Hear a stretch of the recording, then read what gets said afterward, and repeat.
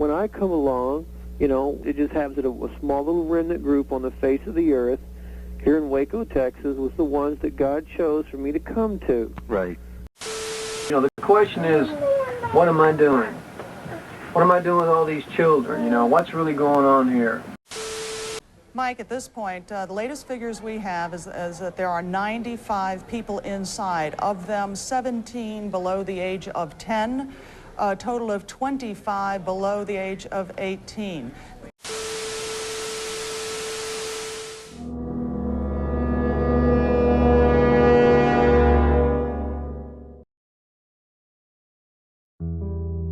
The Branch Davidians was a breakaway sect of the Seventh-day Adventists.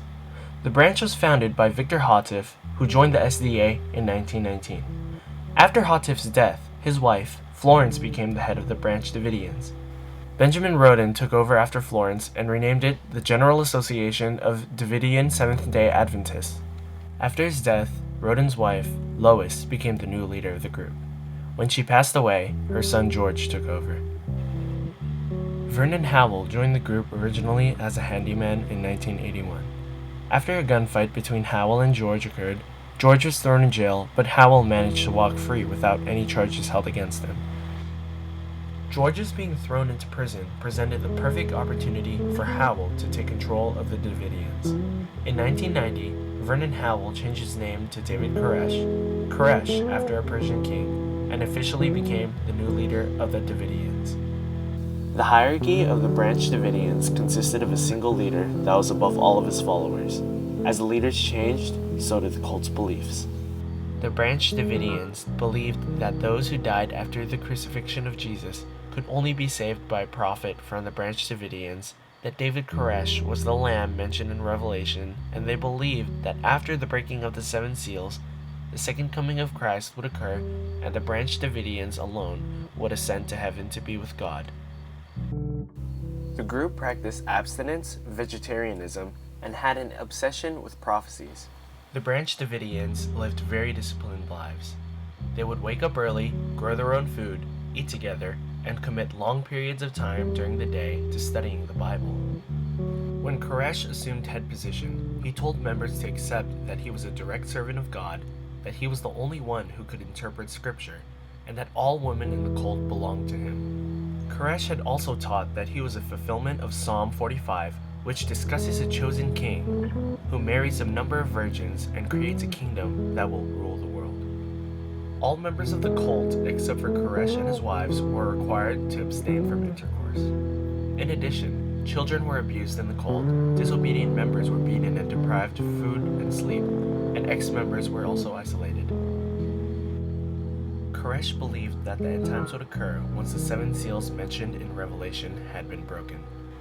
When he claimed to have cracked the codes to the seal, he ordered the members of the branch to begin gathering weapons to prepare for a battle. His supposed understanding of the seals happened around February 28, 1993, which marked the beginning of the famous Waco Siege. The Waco Siege, or Waco Massacre, was an intense 51-day standoff between the Branch Davidians and the FBI and the BATF, also known as the Bureau of Alcohol, Tobacco, and Firearms. The siege went on from February 28 to April 19, 1993. The gunfight concluded with the deaths of 4 BATF members and 6 Davidians. The cause of the fire is still unknown to this day, but some people believe that the Davidians started it themselves in a successful mass suicide attempt. The land where the Waco Siege took place is still used today. Some surviving Davidians believe that Koresh had been an imposter and had misrepresented himself as being the Lamb in Revelation. Others, even 20 years later, still believe that David Koresh was and is Christ and continue to faithfully await his resurrection. According to various websites, including the news site npr.org, there is even a new community that has formed from the Branch Davidians. They refer to themselves as Branch, the Lord our righteousness, and their leader is named Charles Pace. Pace says, "I came back here after the slaughter, and I feel that the Lord anointed me and appointed me to be their leader. I don't claim to be a prophet. I'm a teacher of righteousness. That's the only thing I claim. The new branch, like Koresh's, is still awaiting the end times.